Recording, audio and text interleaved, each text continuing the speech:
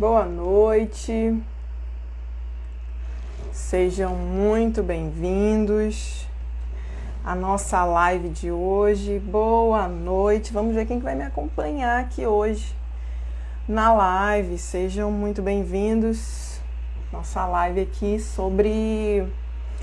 Hoje nós vamos falar sobre sedação, né? Nós vamos falar sobre sedação e analgesia.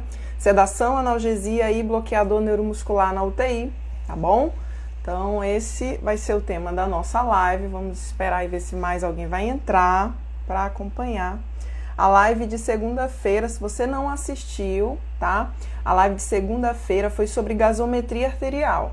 A live está salva, tá no IGTV e também tá no canal do YouTube, tá bom? Quem que já entrou aqui? PL Marques. Seja muito bem-vinda. Não sei se é bem-vinda ou se é bem-vindo. Tem a foto de um casal, mas vamos começar, tá? Então, começando aqui com os recados. Recados importantes. Deixa eu ver onde eu deixei meu caderninho aqui, que eu anotei meus recados importantes aqui. Vamos lá. Primeiro recado, Semana da Ventilação Mecânica. Teremos no dia 28 de setembro a 2 de outubro a Semana da Ventilação Mecânica. Nessa Semana da Ventilação Mecânica, nós vamos ver os aspectos práticos da ventilação. Quando iniciar a ventilação, qual modo escolher, como identificar as sincronias e quando descontinuar o suporte ventilatório, tá? Essa semana ela é 100% gratuita, você não paga nada, é 100% online, 100% gratuito. É só você se inscrever, tá lá no link que tá na bio do Instagram, tá bom? No link tá na bio do Instagram, você tem lá, tem o link para você se inscrever no canal do YouTube se você ainda não é inscrito. Tem o link para você se inscrever no canal do Telegram, que depois é um outro recadinho. E tem o link para as aulas gratuitas. Se você não sabe, eu disponibilizei 6 aulas gratuitas sobre fisioterapia na UTI, como monitorizar, o que fazer para reconhecer o paciente quando ele está desconfortável, o que você vai fazer na ventilação, como reconhecer um tubo obstruído, o que você vai fazer com esse tubo obstruído, sobre a aspiração. É uma aula, assim, várias aulas completas sobre uma abordagem fisioterapêutica na UTI. Então tem lá também, se inscreve para você receber essas aulas no seu e-mail, tá?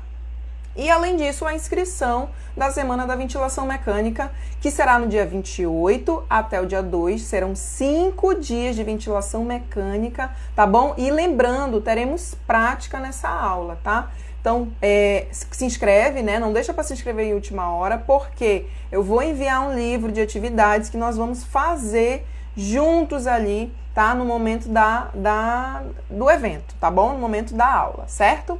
Esse foi o primeiro aviso. O segundo aviso sobre a série de lives que começa semana que vem. Então, como aquecimento para a Semana de Ventilação Mecânica, a gente vai ter a série de lives Atendimento Sem Intercorrências na UTI, Ventilação Mecânica. Então, nós vamos falar sobre repercussões hemodinâmicas da ventilação mecânica, podemos falar sobre hipoxemia grave, né? Paciente com insuficiência respiratória grave. Então, nós vamos abordar esses assuntos e serão lives todos os dias. Vai ter live de segunda a domingo, a partir de segunda-feira. Então, prepare-se nesse mesmo horário, às 20h07 aqui no Instagram.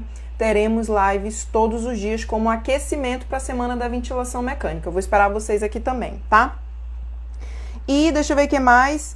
Terceiro aviso, inscrição no curso de aprimoramento. Se você é daqui de Manaus, olha, grande oportunidade. Se você mora aqui em Manaus, estão abertas as inscrições para o curso de aprimoramento prático em fisioterapia hospitalar com ênfase em doenças infecciosas. Então, são 400 horas, né? Você vai receber um certificado de 400 horas. Você vai passar 4 meses, vai ser atendimento no turno matutino. Então, todos os dias no hospital, vai passar pela UTI adulto, UTI pediátrica, ambulatório de doenças infecciosas, muita prática, todos os dias vai ter atendimento.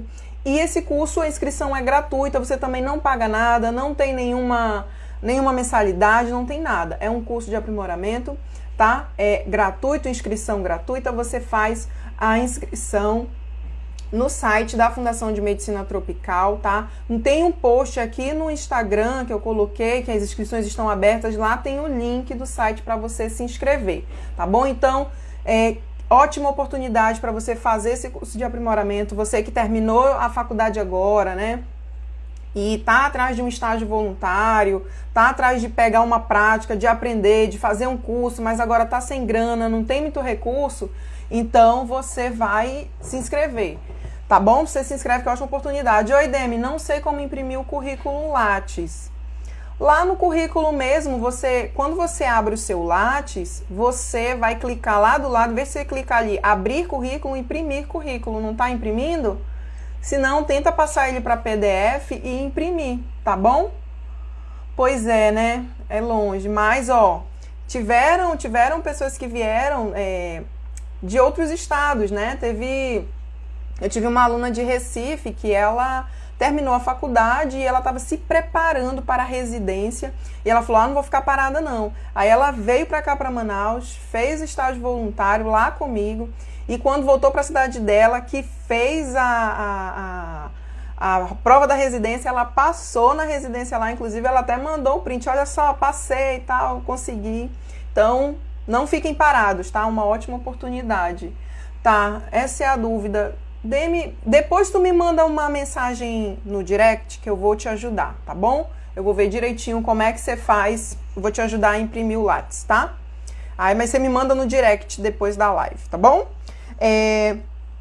E por último aviso, inscrição no canal do Telegram, tá? Se você não sabe, eu tenho um canal do Telegram que é um assunto diferente que eu abordo, tá? Daqui do Instagram, do Face, do YouTube, é um assunto diferente, é muito voltado para minha prática, então é algo que eu chego lá na UTI, eu vejo que tem alguma coisa que eu posso chamar a atenção, que a gente pode otimizar, algo de certo, algo de errado, então tem foto de ventilação, de assincronias, de exames, de gasometria, tem vários assuntos assim que eu coloco lá, é um assunto diferente, tá? Do que eu abordo no Instagram, então quem tiver interesse também, lá no link tá na bio, você se inscreve, tá bom? No canal do Telegram. Se inscreve tudo isso que eu falei, que vai ser ótimo, eu vou adorar ter vocês junto comigo, tá bom? E recados dados, vamos começar com a nossa live hoje falando sobre sedação, analgesia e bloqueador neuromuscular na UTI, certo? Ó, não se preocupe que de vez em quando eu vou olhar aqui pro lado, depois eu coloco uma foto aqui, porque eu tenho uma coluna aqui, que é para eu não esquecer de falar as coisas importantes para vocês, tudo que eu tenho que passar para vocês, porque também minha cabeça não é um computador, assim, né? Não consigo lembrar de tudo. Então, de vez em quando eu vou olhar aqui pro lado para me guiar, tá bom? Porque tem muita coisa legal pra gente discutir, tá? Eu vou desativar os comentários aqui, tá? Se tiverem dúvidas, coloca aqui nessa caixinha que tem com interrogação, que aí no final da live eu vou responder as perguntas, tá bom? Então, deixa eu só ver aqui, porque... Cadê? Vamos lá. Desativando os comentários agora pra gente começar a nossa live. Então vamos lá. Sedação e analgesia e bloqueador neuromuscular na UTI. Quando a gente fala isso, eu quero chamar a atenção de vocês para a gente visualizar uma cena, né? Vamos visualizar a cena do meu paciente de UTI, né? Vamos visualizar essa cena. O meu paciente de UTI é um paciente que, em sua maioria, né, na maioria das vezes, é um paciente que tem dor, é um paciente que tem ansiedade, é um paciente que tem agitação, ele tem medo, é um paciente que ele pode ter depressão, é um paciente que ele pode ter algum desconforto, né? E também pode ter assincronias na ventilação mecânica. Então, esse é um paciente, se você olhar, né? Foi admitido um paciente na UTI. Se esse paciente ele tá em ventilação espontânea, você olha para a cara do paciente e ele tá apavorado. Você consegue ver. Se você tem um olhar mais além, né, do que é para você ir lá e fazer o seu, você consegue ver que o paciente está apavorado, ele está com medo, ele está com dúvidas, ele está angustiado. E aí, quando a gente fala de analgesia, sedação e bloqueador neuromuscular, a gente vai falar de opções para tentar minimizar todo esse cenário que pode rodear o meu paciente que está lá na UTI, tá? E aí a primeira coisa que a gente vai falar, a primeira e muito importante, que é a dor. Dor no paciente de UTI é muito comum. Então, se você não sabe, paciente crítico, paciente que está lá entubado, paciente crítico, ele apresenta dor até mesmo em repouso, tá? O paciente ele apresenta dor em repouso e até em procedimentos. Deixa eu só, peraí que eu esqueci de ligar aqui.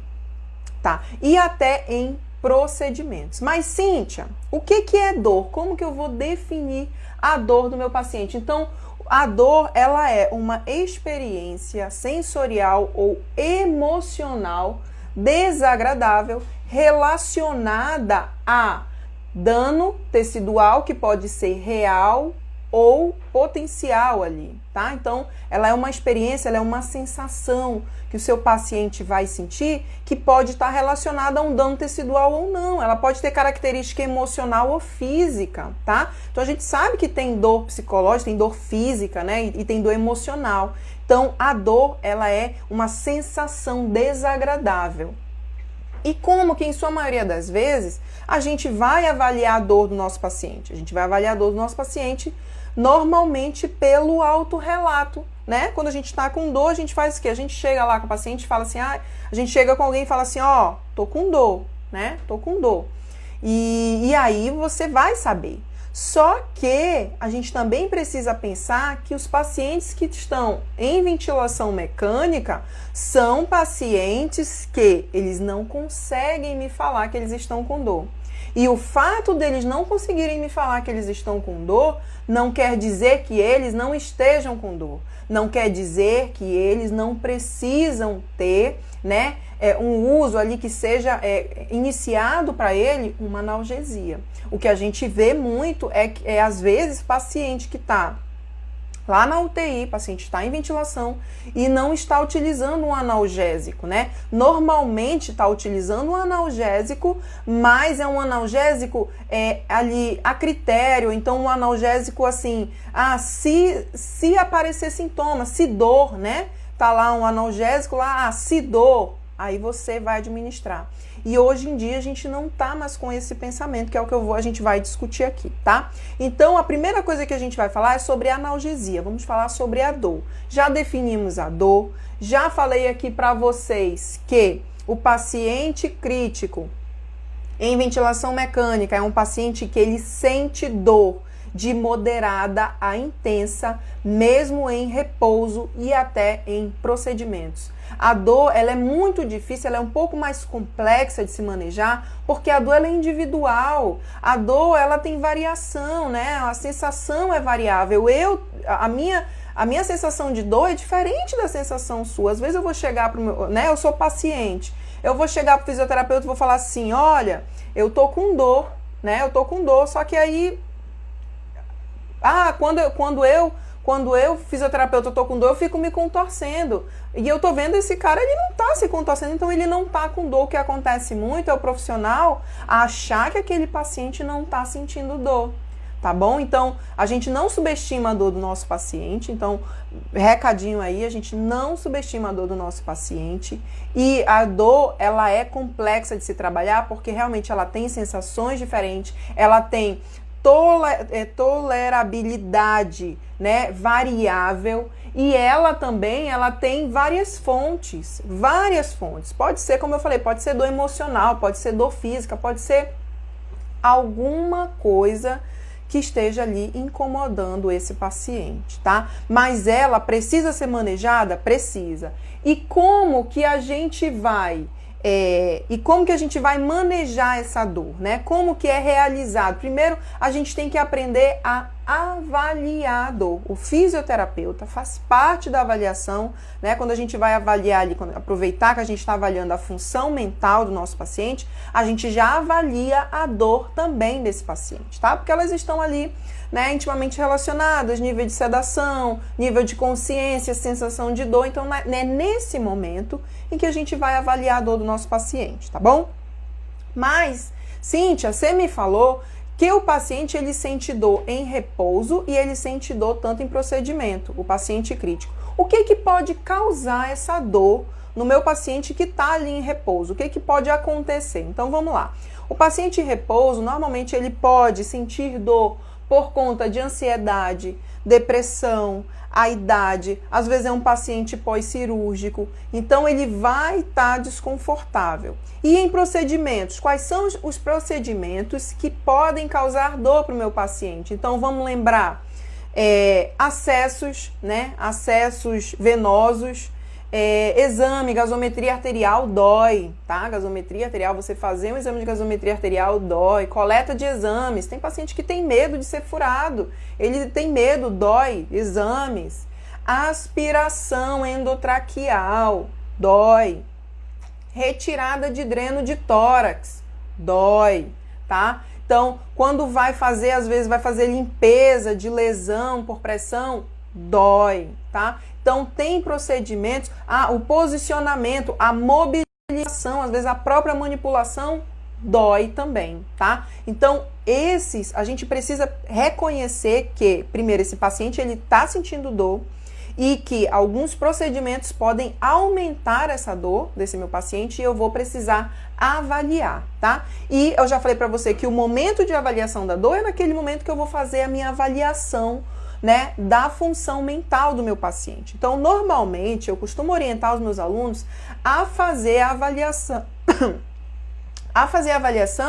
crânio-caudal. Então, a gente vai avaliar a função mental, função respiratória, cardiovascular e sistema e função neuromioarticular, tá? Assim como também tegumentar, posso fazer uma avaliação da função gastrointestinal, se isso estiver impactando em alguma conduta, em alguma alteração visível na parte respiratória do meu paciente também, tá bom?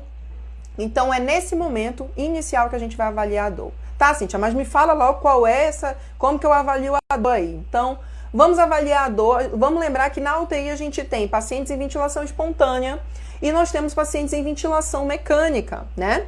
Os pacientes em ventilação espontânea, que estão ali cooperativos, a gente vai ter uma escala, eu sugiro, aí vai uma super dica também, se você não faz isso, claro, né? Porque tem gente que já faz.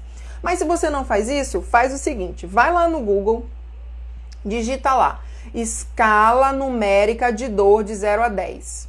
Aí você vai digitar e coloca lá nas imagens. Aí vai aparecer lá a imagem, né, da escala de dor, com as carinhas, a numeração de 0 a 10, a percepção igual à escala de percepção de esforço, bem parecida, tá? Aí você vai lá, imprime numa folha de A4, plastifica, que é para depois você limpar, higienizar com álcool, e tenha ela todos os dias para sua avaliação. Use ela quando você for atender um paciente em ventilação espontânea. Assim, da mesma maneira, eu já dou a dica também para você fazer com a escala de percepção de esforço. Você já imprime e você plastifica e mostra lá, seu fulano, seu João, como é que tá a sua dor hoje? Né? Fale para mim, tá de 0 a 10, sendo que 0 você não tá sentindo, não tem nada de dor. E 10, a dor tá insuportável, você vai desmaiar de dor. E aí ele vai te falar, tá? Então é dessa maneira que a gente avalia a dor de pacientes em ventilação espontânea, de pacientes cooperativos, pelo autorrelato, tá? Pelo autorrelato. Esse paciente ele vai dizer que ele tá sentindo dor. Mas, Cíntia, e como é que eu faço para avaliar dor? Você me falou ali que pacientes em ventilação mecânica não necessariamente são pacientes que não vão conseguir me falar, mas o fato dele não me falar não quer dizer que ele não tem dor. Foi isso que você me falou, não foi? Foi. E como é que eu faço para avaliar? A gente avalia a dor em pacientes em ventilação mecânica pelas escalas comportamentais de dor. Essas escalas comportamentais, elas vão avaliar o quê? Comportamentos. Seja faces, seja posição, né? Alguns movimentos, alguns posicionamentos do paciente, interação dele com o ventilador, como é que tá. Então, essas escalas, elas vão avaliar o comportamento que esse paciente está apresentando. Essas escalas, elas foram criadas por meio da observação de procedimentos que comumente causam dores. E aí depois foi realizar essas escalas e avaliar se esse paciente estava com dor ou não. Então, uma escala muito boa de se utilizar é a BPS, tá? que é a escala comportamental de dor. BPS está na sigla em inglês, tá? Que agora eu não vou me lembrar, acho que é... Ai, não me lembro agora, é Pain Scale, não me lembro agora, mas é BPS, tá? É escala comportamental da dor, tá? Traduzindo para o português. Essa semana, eu acho que foi segunda-feira, eu tava com uma paciente lá na UTI, eu acho que eu botei essa foto dela e eu comentei esse caso no grupo do Telegram, tá? E eu tava com uma paciente lá na UTI, essa paciente, ela tava taquicárdica, ela tava assincrônica na ventilação, ela tava taquipneica e ela tava assim, ó, franzindo a testa, né? Ela tava com esses sulcos aqui, né? E ela tava assincrônica e ela tava meio assim, não tava com posicionamento de dor não, mas ela tava, né, com um pouquinho com a mãozinha assim, fechada. E aí eu vi que essa paciente, a primeira coisa que me chamou a atenção foi a assincronia. Aí, né, tem fisioterapeutas que, já vi uma assincronia, eu vou direto no ventilador. Muitas vezes, né, a causa de assincronia, às vezes o paciente, ele é algo lá no paciente, é dor, é secreção. Investiga, né, para depois você ajustar parâmetros. Eu gosto de primeiro avaliar o paciente, eu vejo se não tem um vazamento, se não é um autodisparo, sei lá, eu vejo se não é secreção, eu vejo se não é um tubo que está mal posicionado, eu vejo se às vezes é a mão do paciente que está torta, o oxímetro está puxando o dedo, e isso causa dor, tá bom?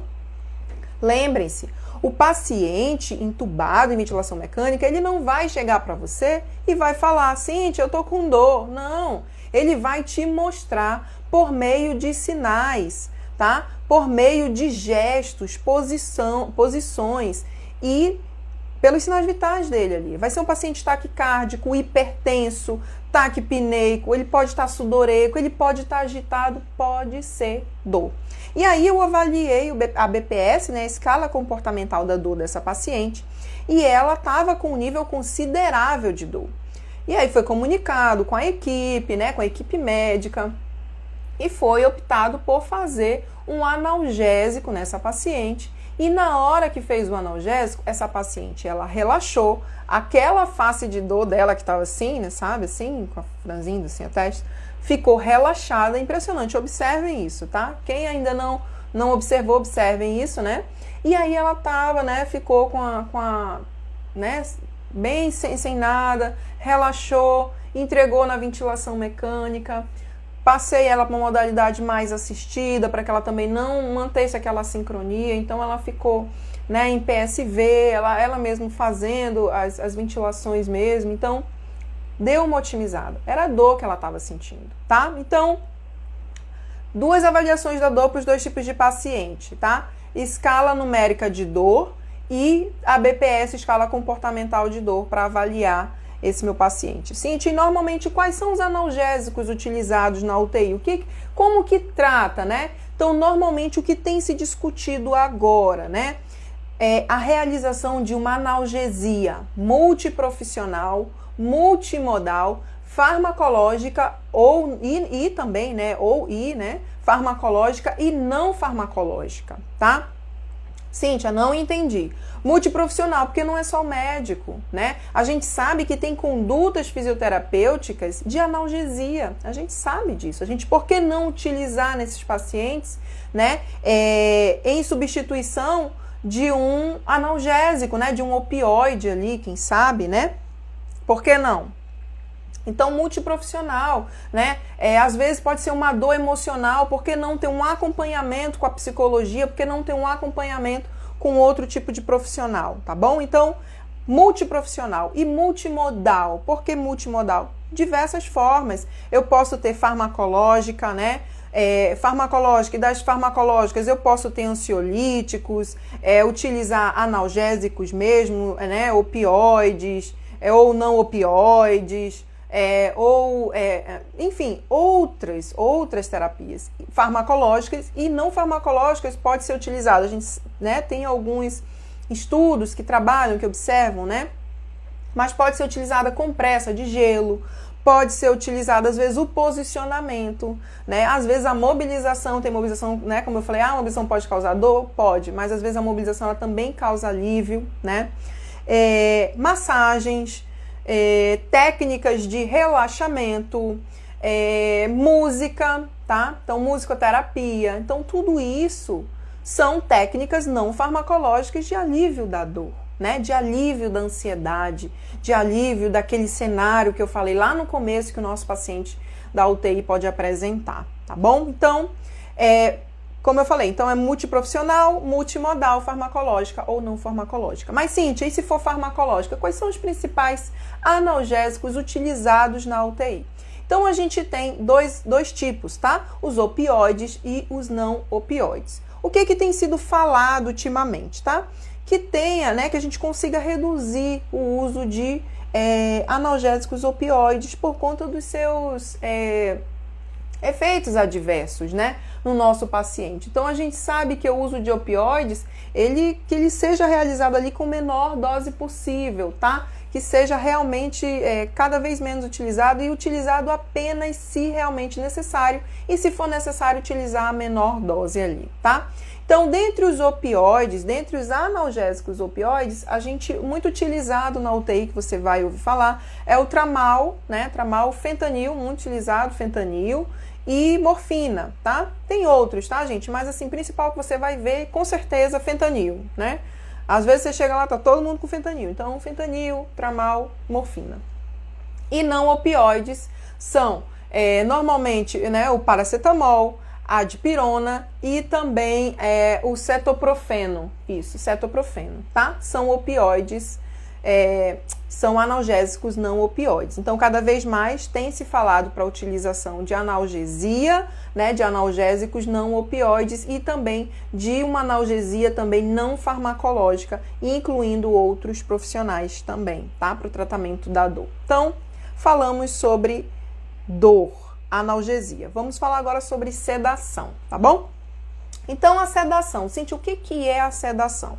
Então, vamos lembrar que é o nosso paciente lá daquele cenário. Lembra que eu falei, né? Meu paciente ansioso, né? Às vezes paciente agitado. Então, a sedação, ela serve para fazer uma redução, né? Ela vai deprimir ali o nível de consciência do meu paciente, né? Só que ela não vai afetar a ventilação desse paciente. É como se o meu paciente ficasse dormindo, né?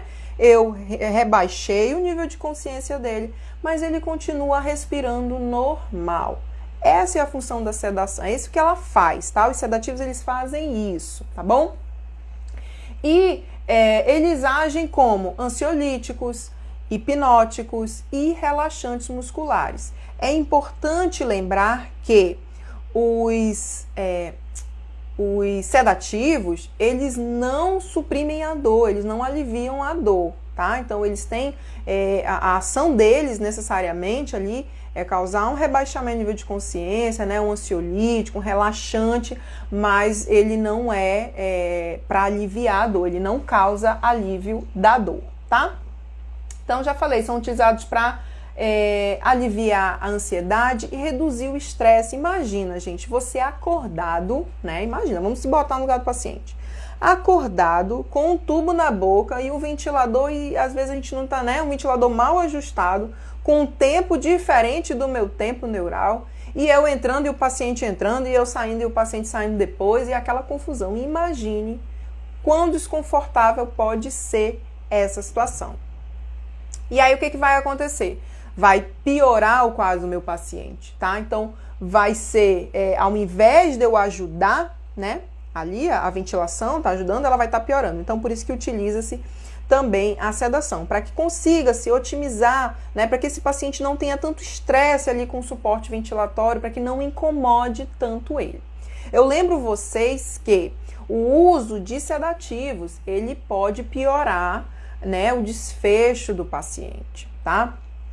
Porque o paciente, né, tem estudos que relatam uma maior mortalidade em 90 dias, né, em pacientes que estavam com sedação profunda, né, um nível de sedação inadequado. Então, aumenta essa mortalidade nos 90 dias, necessidade de traqueostomia, aumento de mortalidade, necessidade de traqueostomia, aumento do consumo, mortalidade, tempo de extubação, delírio e declínio funcional, cognitivo e físico, tá? Então, essas são as alterações que estão relacionadas com uma sedação profunda, né? Com o uso contínuo de sedativos, sem uma boa avaliação, seja do nível, né, da dosagem dessa sedação e de como meu paciente se encontra, tá bom? Então, o que a gente tem aqui? Cuidado com a sedação profunda, né? A sedação, ela serve para otimizar, para deixar aquele paciente mais tranquilo, porque ele pode estar mais desconfortável. Ela deve ser reavaliada constantemente. Nós, como fisioterapeutas, avaliamos o nível de sedação do meu paciente. Cíntia, o nível de sedação tem impacto na minha conduta? Com certeza tem impacto. Como fisioterapeuta, a gente vai avaliar e a gente vai traçar um plano de tratamento para esse paciente. Eu vou ter objetivos e metas desse paciente, porque eu quero com aquele paciente ali, tá bom? Só que eu chego lá e o meu paciente está sedado, né? Teve uma insuficiência respiratória, precisou ser sedado para que fosse instituído o suporte ventilatório.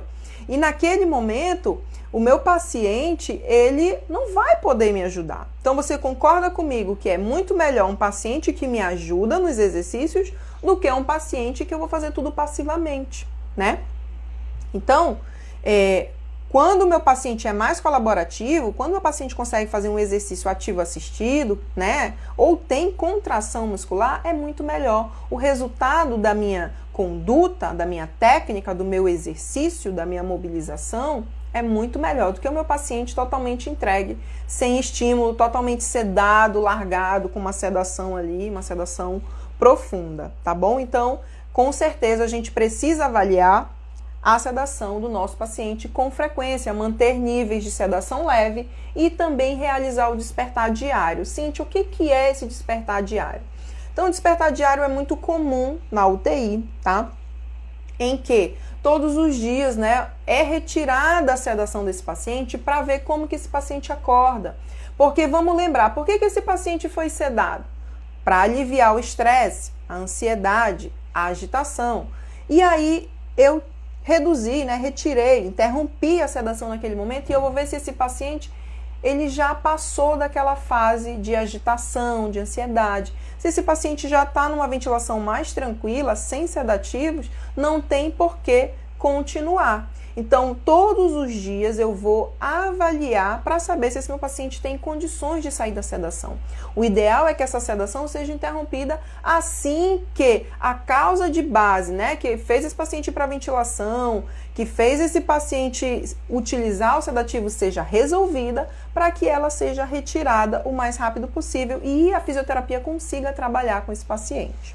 Certinho até aí? Então, a gente reavalia com frequência, manter níveis baixos e fazer, né, observar também, avaliar o despertar diário. Cíntia, e qual é o cenário ideal? Como que eu sei que o meu paciente está realmente sedado adequadamente ali, não está numa sedação profunda?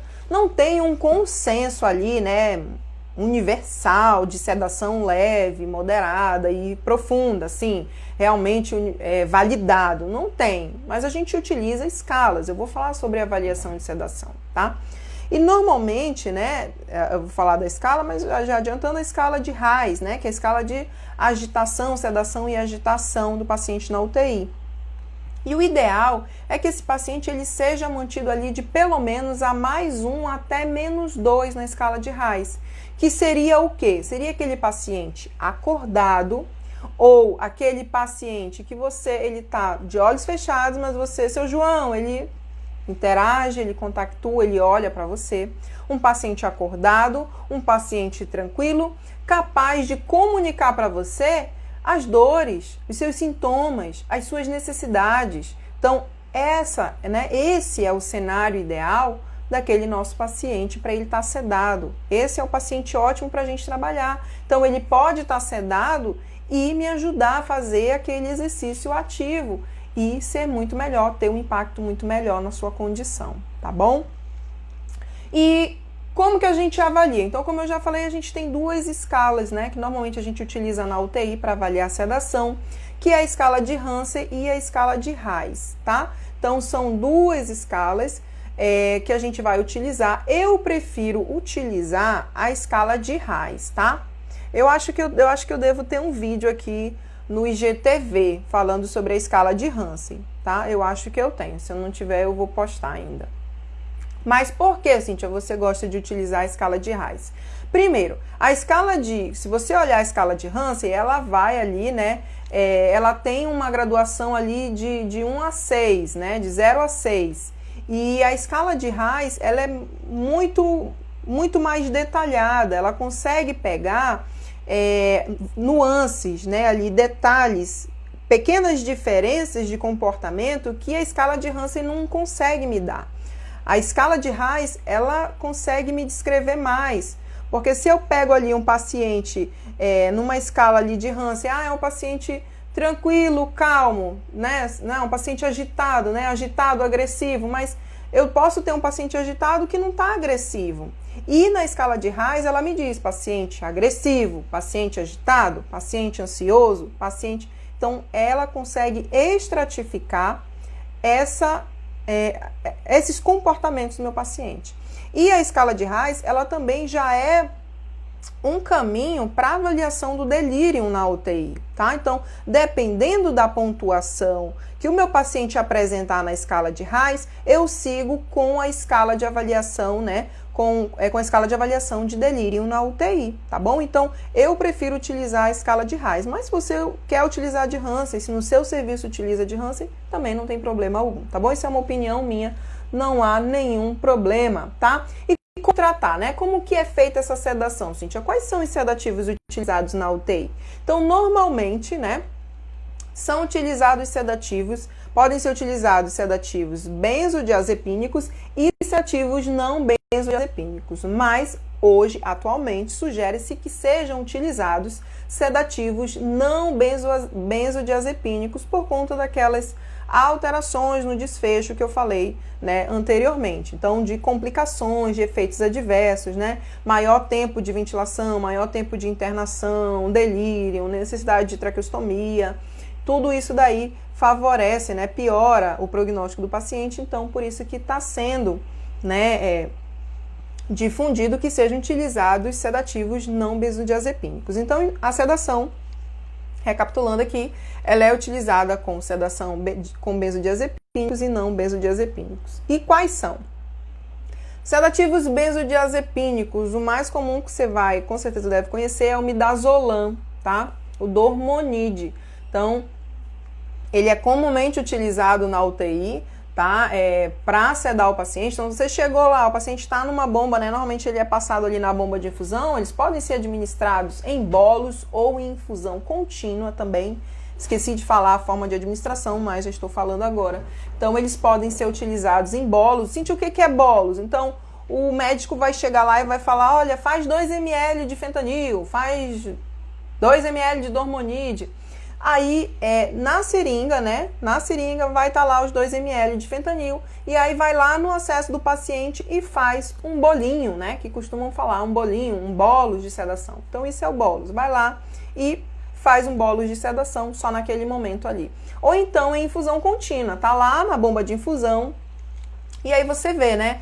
5 ml hora de fentanil, né? Ou então 20 ml hora de dormonide. Então, você consegue verificar também essa dosagem, se tá muito, né, ou pouco para esse paciente, tá bom? Então, midazolam, tá, que é o dormonide, diazepam e clonazepam são os sedativos benzodiazepínicos mais utilizados na UTI.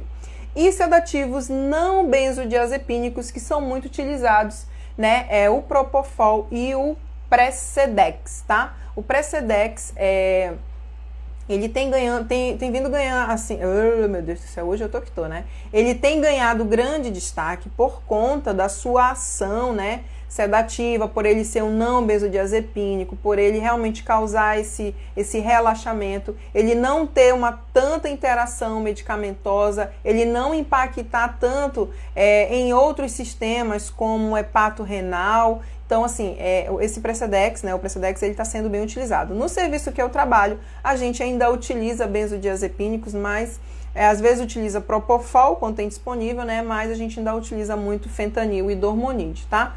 Não benzodiazepínicos, Propofol e Precedex são os principais sedativos utilizados na UTI, tá? Então pode ser utilizado, lembrando, pode ser utilizado em bomba ou fazer um bolos de sedação para o meu paciente, certo? E agora vamos falar sobre bloqueador neuromuscular, tá? Então, bloqueador neuromuscular, o que é, Cíntia? O que é esse nome, bloqueador neuromuscular? Ele nada mais é, né, uma medicação que bloqueia, o nome já está dizendo, bloqueador neuromuscular, o nome dele já está dizendo. Ele bloqueia a transmissão na junção neuromuscular. E aí, com isso, o meu paciente ele não tem contração muscular. Normalmente, os bloqueadores neuromusculares, eles servem, né, eles são indicados para facilitar a intubação, né, endotraqueal e também para facilitar o manejo da ventilação mecânica. Agora, né, por conta da Covid, acho que muito se ouviu falar dos bloqueadores. Então, às vezes, numa sequência rápida de intubação, usa o bloqueador que é para cortar ali a contração, para que esse paciente não tenha estímulo, para que esse paciente não tenha tosse, para que não disperse aerossóis, né? Então, por isso que é utilizado ali o bloqueador neuromuscular, porque ela não tem atividade muscular nenhuma. Diferente do sedativo, de um relaxante muscular, o bloqueador, ele para a musculatura, o paciente não tem ventilação. Lembra que o sedativo, ele tá lá, deprime, mas ele continua, o paciente continua respirando. No bloqueador, não, tá? Toda a transmissão neuromuscular ali é bloqueada, tá? Entendam isso. E aí o meu paciente, ele vai precisar ir para a ventilação mecânica, por isso que para intubação endotraqueal, para uma sequência rápida, para permitir que o paciente seja ventilado adequadamente. Tem sugestões, mas não tem um nível de recomendação muito forte por conta de estudos, né, que ainda não tem um bom peso, mas tem sido recomendado, né, o uso de bloqueadores neuromuscular nas primeiras 48 horas do paciente que interna ali com uma insuficiência respiratória aguda, com índice de oxigenação com uma PO2, FiO2 ali menor que 150.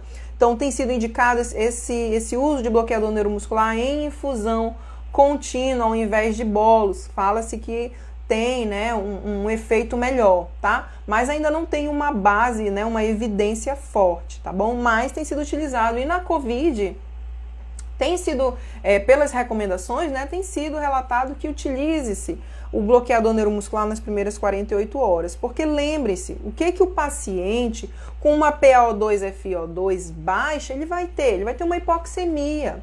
E a gente sabe que hipoxemia aumenta drive ventilatório. O meu paciente, ele pode ter uma redução de complacência. Então, eu sei que a redução de complacência aumenta drive ventilatório. Então, o que eu quero com bloqueador neuromuscular? Eu quero interromper, né? Eu quero que o meu paciente pare de fazer a ventilação e eu assuma a ventilação dele lá no ventilador mecânico. E é importante eu realmente colocar parâmetros, né, adequados para esse paciente, né, que não vá causar lesão, né, estabelecer a ventilação protetora, porque agora o meu paciente ele me permite uma maior sincronia. Às vezes eu chego no leito, né, a gente chega no leito e observa que esse paciente está assincrônico. E você tenta corrigir das diversas formas, né? Poxa, não é dor, não é secreção, não é a posição, já ajustei o tempo, já troquei o modo e esse paciente ele continua, né? Não é febre, não é nada, ele continua, por quê? Ele tem uma hipoxemia, porque ele tem uma alteração na complacência, enfim, ele tem alguma coisa ali que está aumentando o drive ventilatório dele, o esforço, está aumentando a demanda e ele vai aumentar esse esforço. E aí é indicado o bloqueador neuromuscular para que ele pare. Porque se mantiver essa sincronia, o paciente entrando, o ventilador entrando, aí a gente vai, em vez da ventilação estar melhorando esse paciente, a ventilação vai estar piorando, não vai estar ajudando. Então a gente para com bloqueador neuromuscular, bloqueia a ação muscular, não tem contração, não tem movimento, e aí sim a gente consegue fazer, né, uma ventilação protetora nesse paciente, tá bom? Permite-se essa ventilação protetora.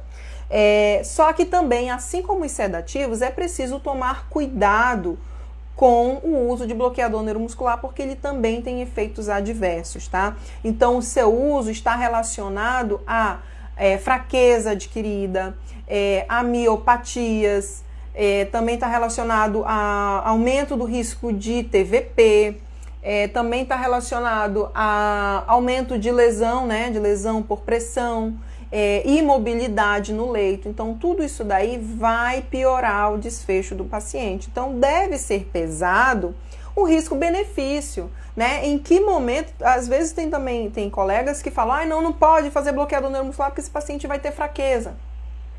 Mas o que naquele momento, né? Qual é o meu objetivo? Naquele momento, qual é o meu objetivo? É otimizar a parte ventilatória, porque o paciente está assincrônico, porque o meu paciente ele pode ter uma lesão auto-infligida ou uma lesão induzida pela ventilação mecânica, ele pode apresentar isso.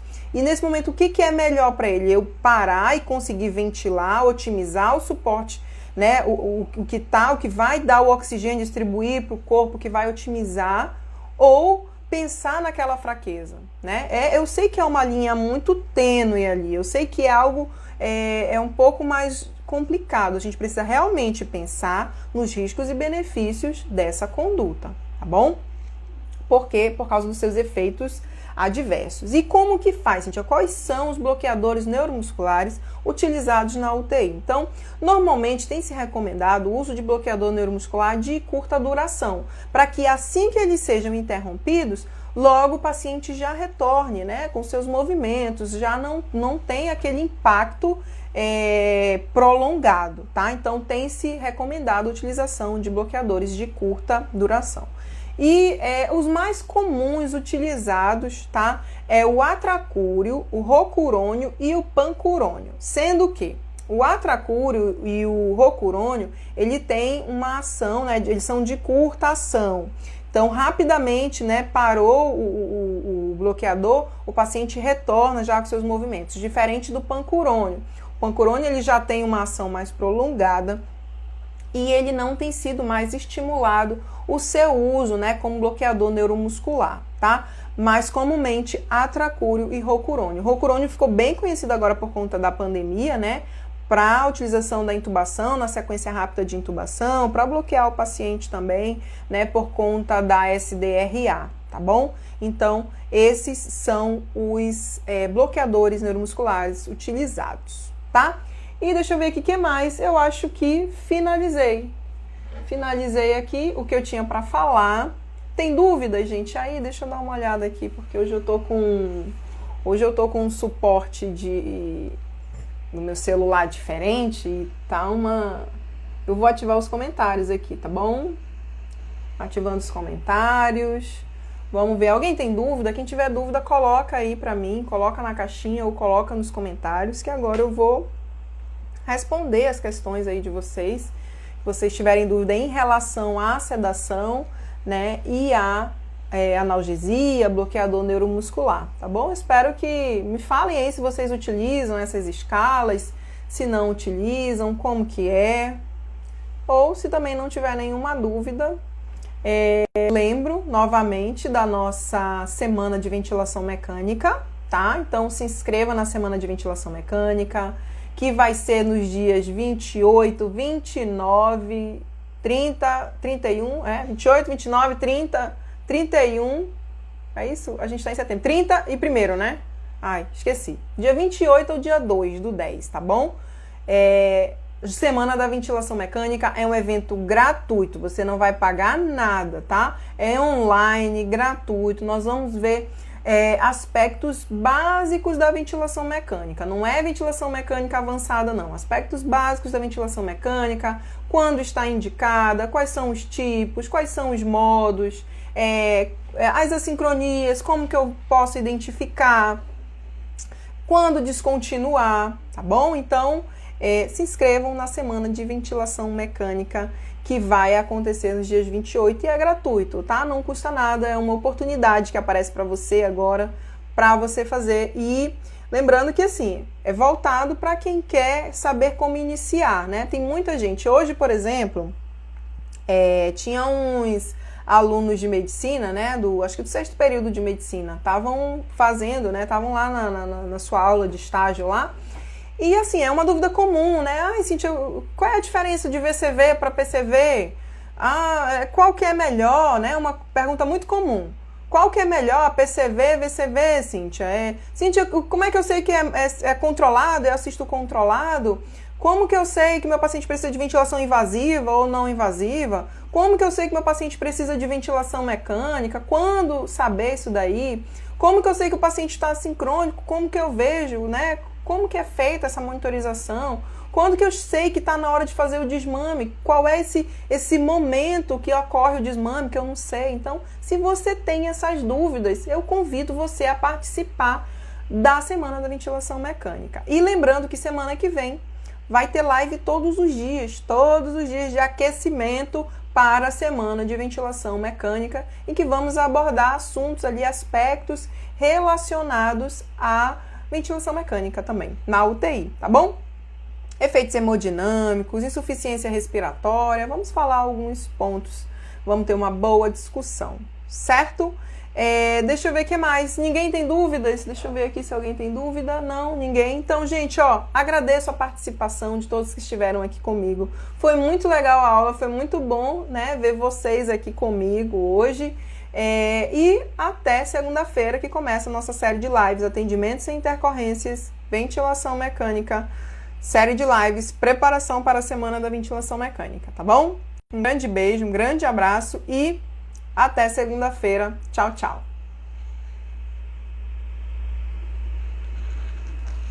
Deixa eu encerrar.